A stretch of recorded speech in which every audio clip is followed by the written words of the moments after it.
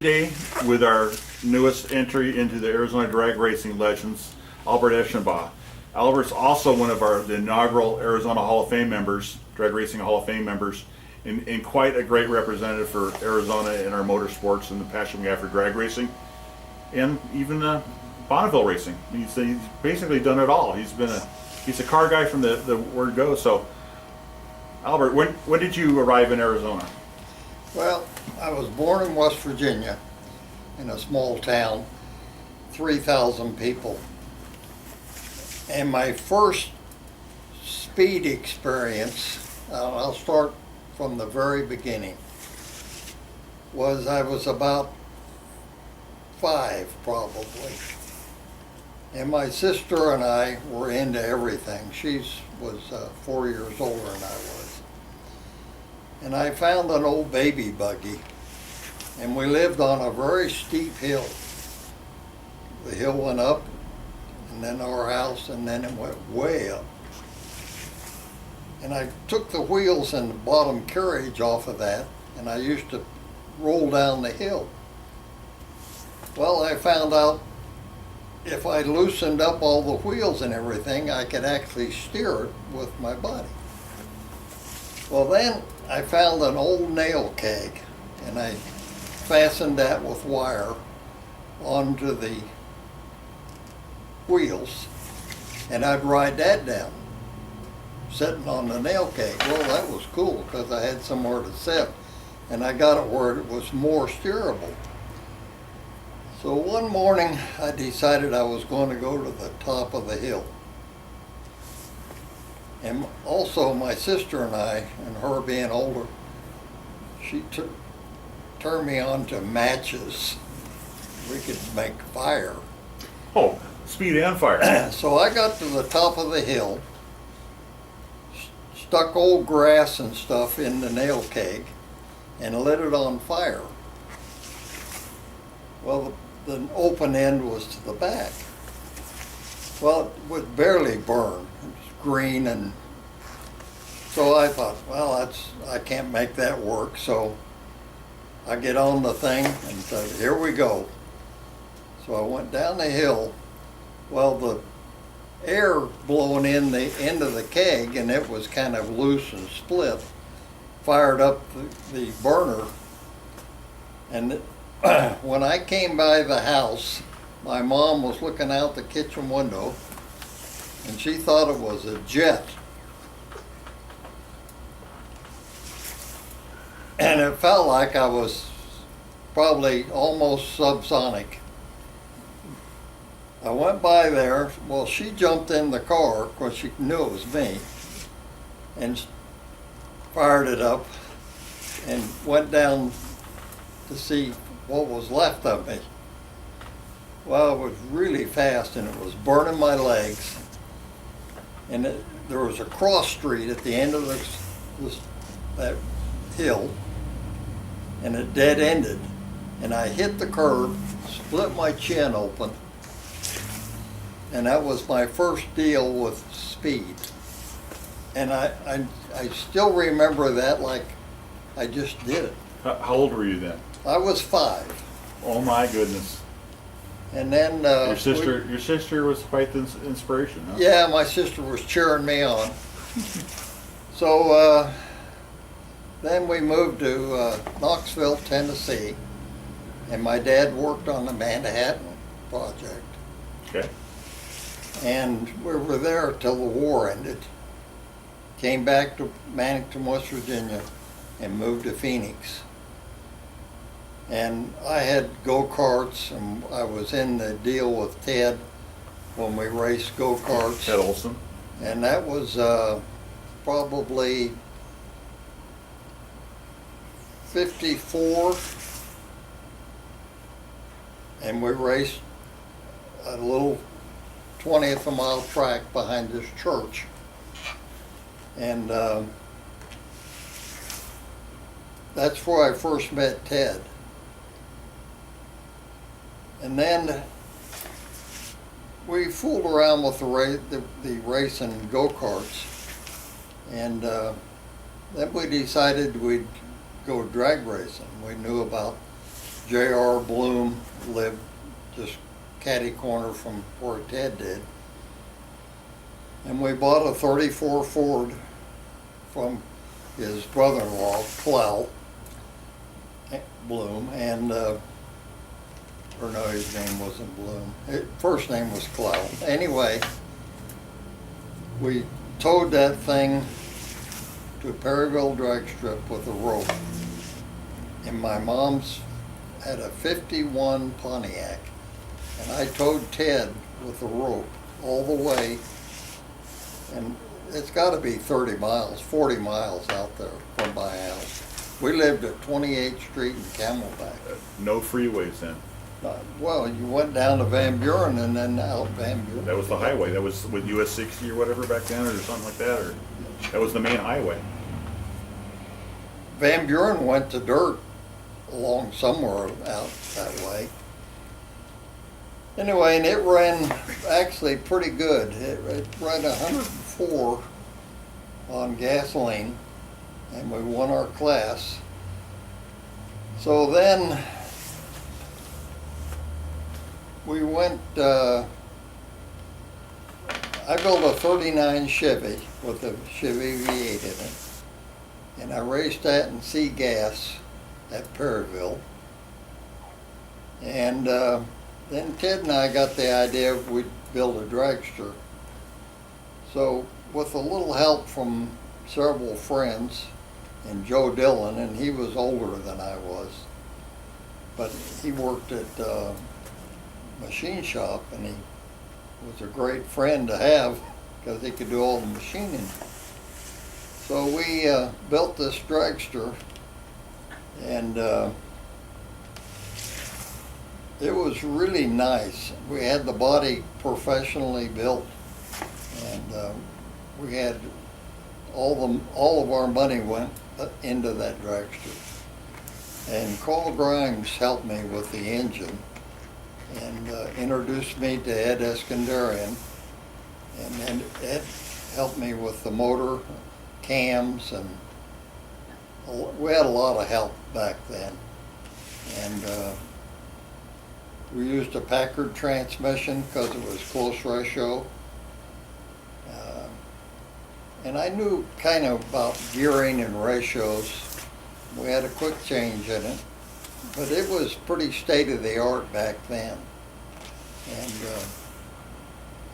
we were in that, and we'd take turns driving it. You know, it's your turn, my turn. And we ran B-gas dragster, and to my knowledge, we were never beat in the class. We made it to the finals a lot of times, and would run top eliminator with Ivo or whoever. But and we did win a couple of meets, but most of the time the bigger cars, bigger motors would beat us. So was the format you'd run your class first? Yeah. And the class winner would go into the top eliminator? Yeah. Okay. And then we went to Oklahoma City in '58, and actually that, got a little ahead of myself. In '58, Ted and I hadn't finished the car yet, but I had the motor, and I put it in a guy's car. Arnold Cuevas was his name. He worked for Carl Grimes, and he had a dragster that Boyd Huff built. And we took that to Oklahoma City and won the class, and then we ran the B-gas dragster runs Comp Coupe, and we beat the Comp Coupe, and then we run the C dragster run off with him and beat the C dragster. So it left Sharon Hopper and myself, and we were runner-up at Indy, or at Oklahoma City. That's quite the accomplishment. Yeah, and I was 18 years old, so that was my start to drag racing. And also, interesting story, the car was a little light. So when we weighed it in, and I was always thinking, and I knew it was going to be light, and we were thinking, well, how are we going to do? So we pulled the car, and we were pulling it with a rope. And I thought, it was only about 10, 15 pounds light. So I hooked a chain onto the car. We pulled it up there with the chain, left the chain wrapped around the axle and weighed the car. Oh yeah, They never looked at the chain. you're good to go. So I always had figuring stuff out, how to do it. But then we came back to Phoenix and Ted and I ran that car probably a year and a half with different engines in it. And, we've had Jimmy Stewart's 500 cubic inch Oldsmobile in it, and Teddy Meredith wanted to drive it. So we took it to Long Beach, and he run down a light pole at Long Beach. And so that was about the end of the Eshenbaugh Olson drag racing thing. He went back to school, and I went to school at Phoenix College, and was into aviation. And I took aviation, got married. My wife was interested in aviation. We both got a license. We bought an airplane, sold it, bought another airplane, and she was a very good pilot, especially on weather and technical stuff. But I lived through the flying thing, but I never liked, the only thing I liked to do was aerobatics. I just couldn't see being an airline pilot. It just didn't interest me. So I just, all that money and time, and I just let it go. Kind of a foolish thing, but You followed your passion, though. yeah, I just, and I still fly a little bit, but I'm just not really interested in it. So then Larry and I drag raced. He was looking for somebody to drive his car, and we bought a new 413 Chrysler in '59.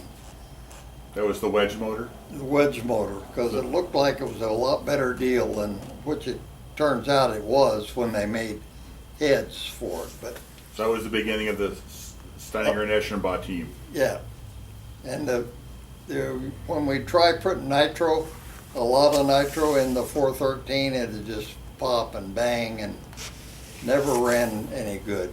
The wedge motor just wouldn't do it.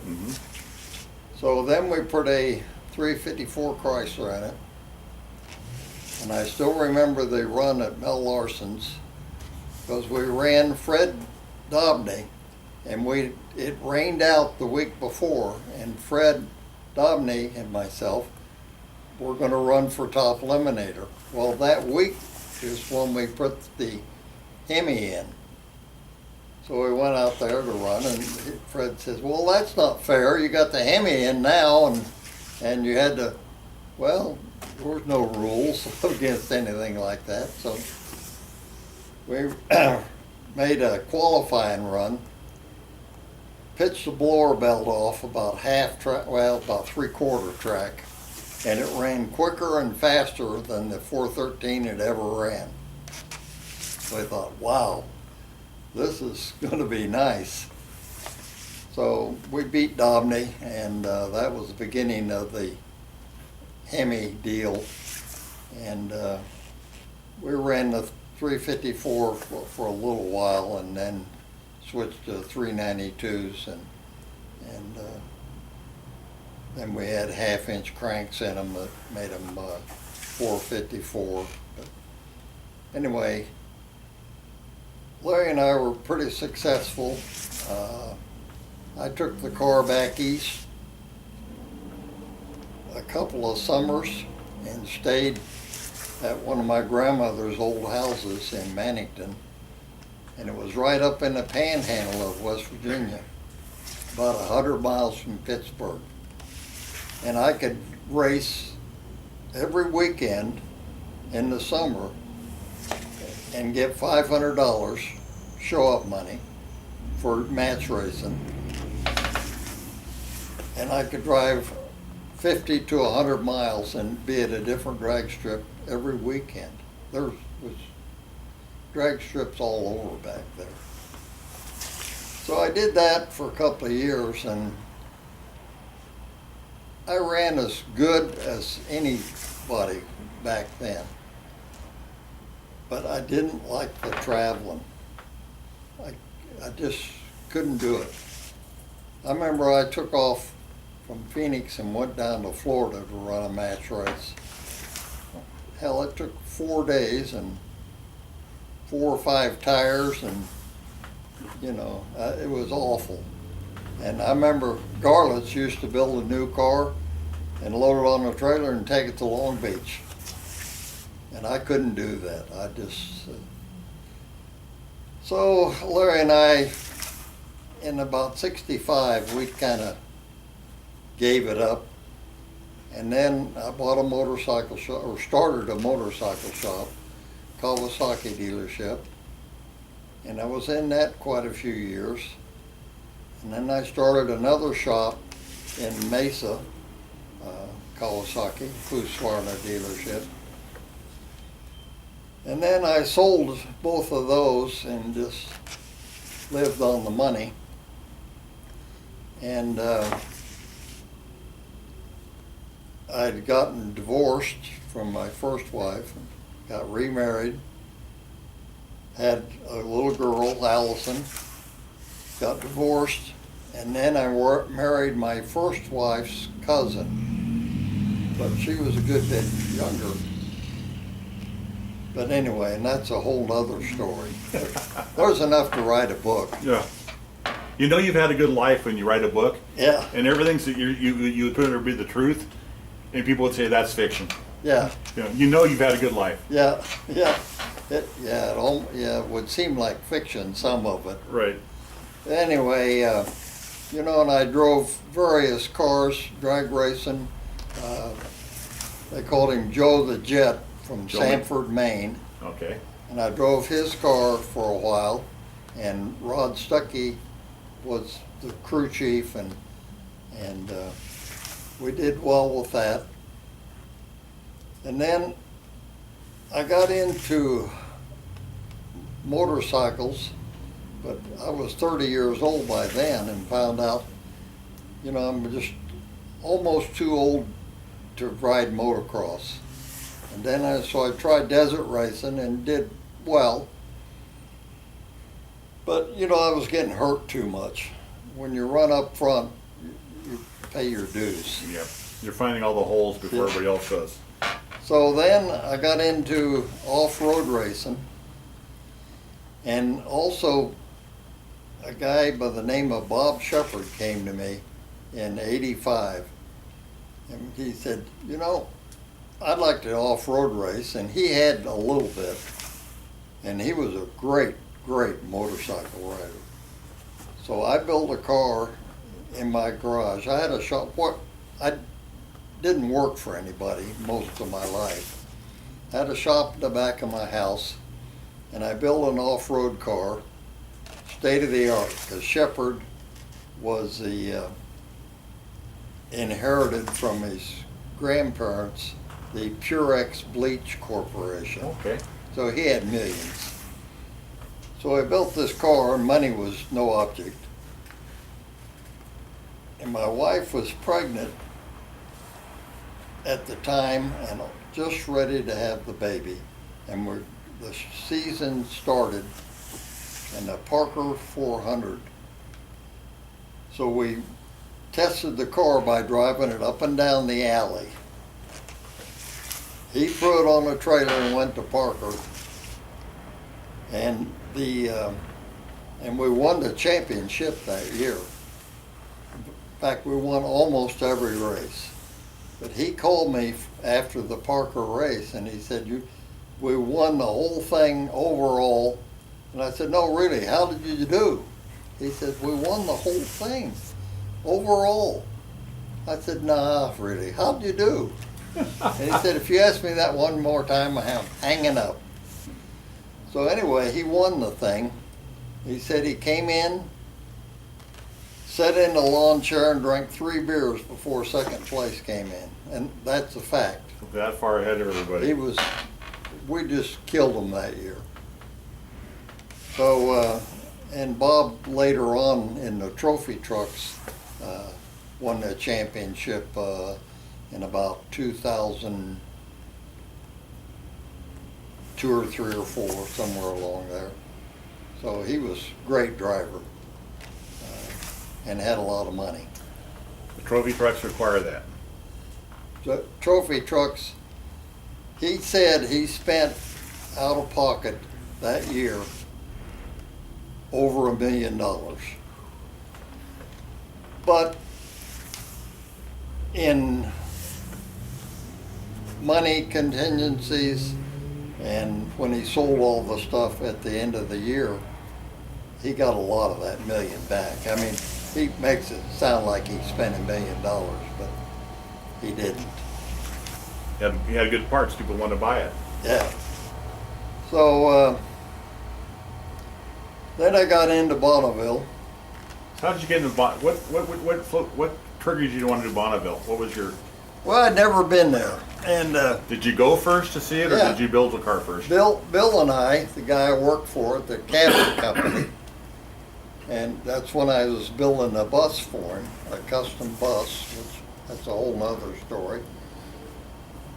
One time in 2000, I said, we ought to go to Bonneville.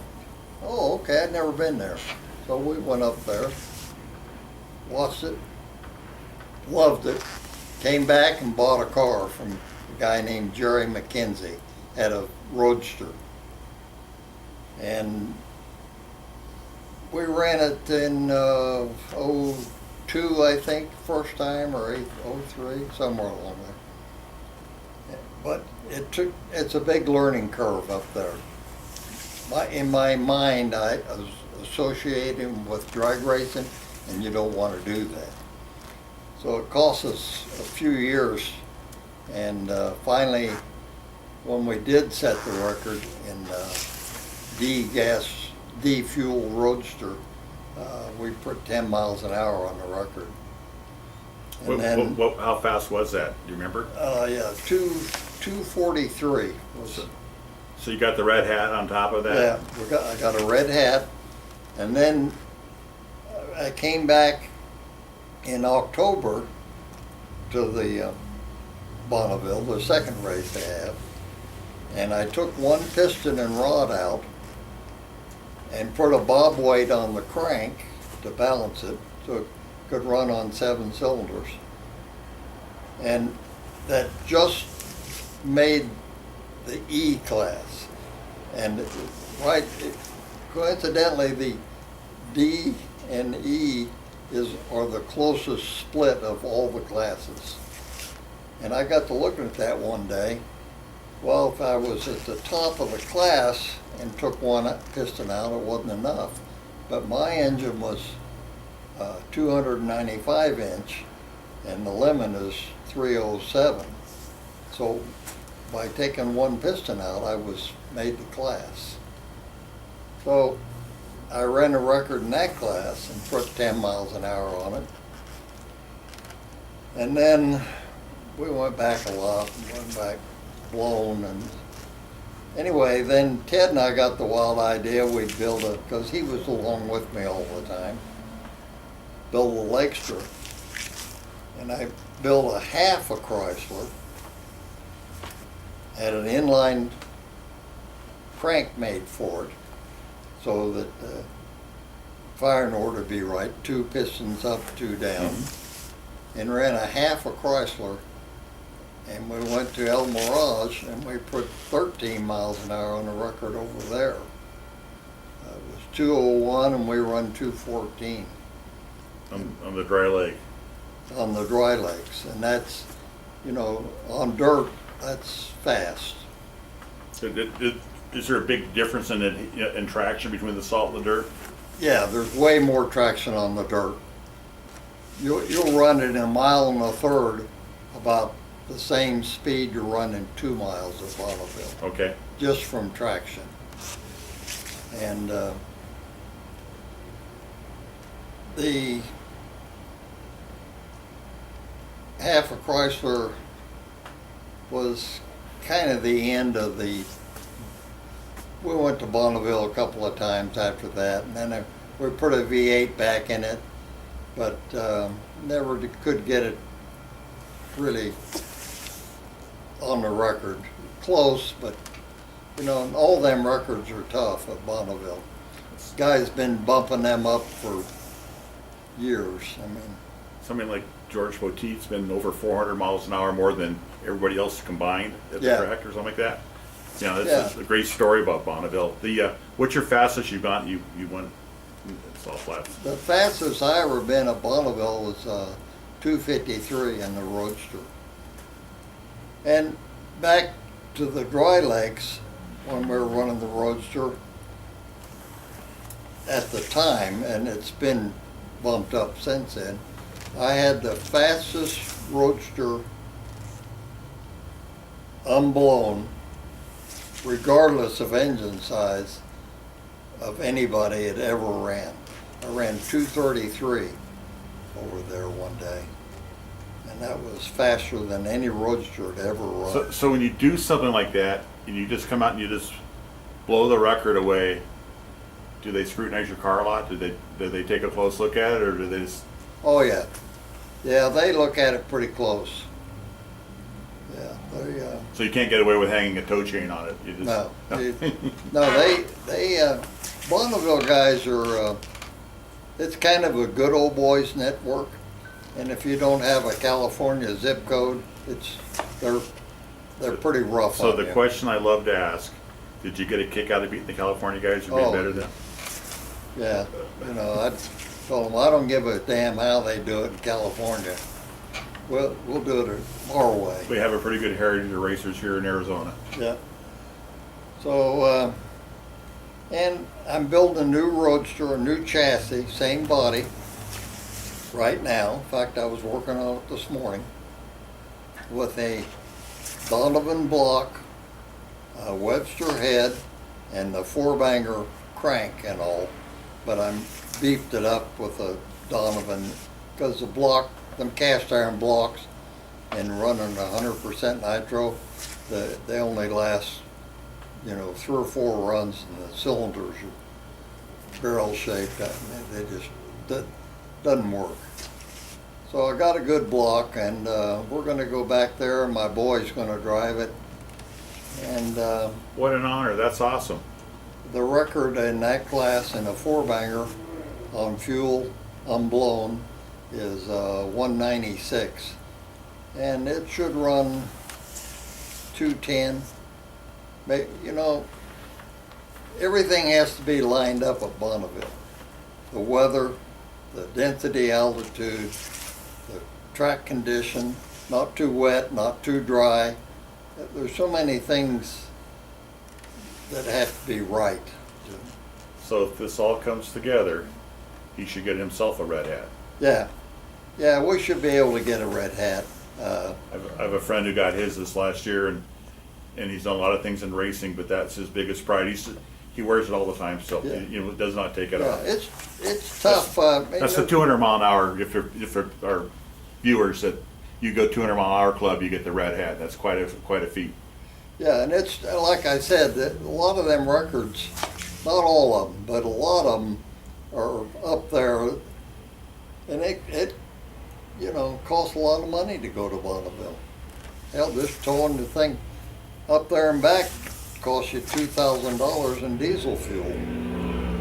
But that's your passion. That's what's gotten you down the road. Yeah, well, I'm 81 now, so I can only do this few more years. You can do it till you can no longer do it. But you Yeah. still, what's the saying? You feel the need for speed, right? Yeah, I just, I've never done much else except nonsense. Well, I would describe it. Maybe you're not done much, but you've done a whole lot. You have a really rich history of racing, drag racing, Bonneville racing, the things that you did, lake racing.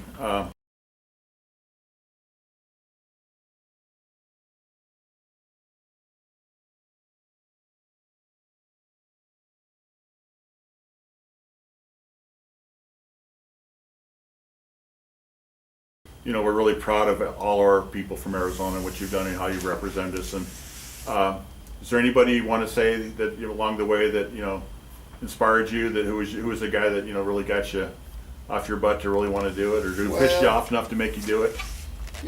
I never had much guidance. My dad died when I was 14, and I kind of did everything on my own. But I always knew if you don't know or can't do it, find somebody that knows and can do it and talk them into doing it, or pick their brain. And so I've always had that understanding that I didn't know everything. So you didn't know everything, but you knew well enough to ask the questions. Yep, I just asked a question, and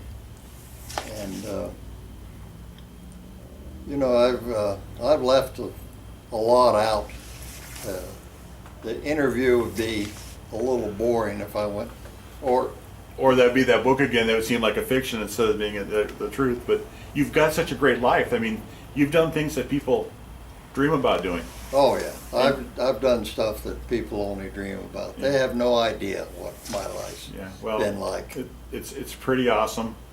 Albert, we really thank you for being here. Thank you for, number one, establishing the Arizona Drag Racing Hall of Fame. You're a key member getting that going and keeping it going, and we appreciate all your efforts there. And then this being an Arizona drag racing legend, that's somebody with our Arizona pride that we're so happy that you're a part of that as well. And we thank you for your time today. Thank you so much.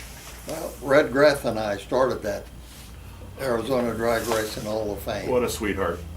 And he was the top shelf. I mean, I talked to him. I talked to him the day before he passed away, and I asked him, and I didn't even know he was sick, and he never told anybody. That's what I'd heard. And I asked him, I said, "How you doing?" "Oh, I'm fine." And I used to call him, or he called me, every week. We'd talk. And the day before he died, I talked to him, and he acted like there was nothing wrong. I've had the honor to do the same interview with him this past year. I'll never forget. Yeah, what a guy. I mean, he was top shelf. Amen to that. We thank you for being you, and go do what you do, and go get that red hat for your son. Okay. Yep, we'll give her a try. Okay, Albert. Thank you very All much. right, you bet.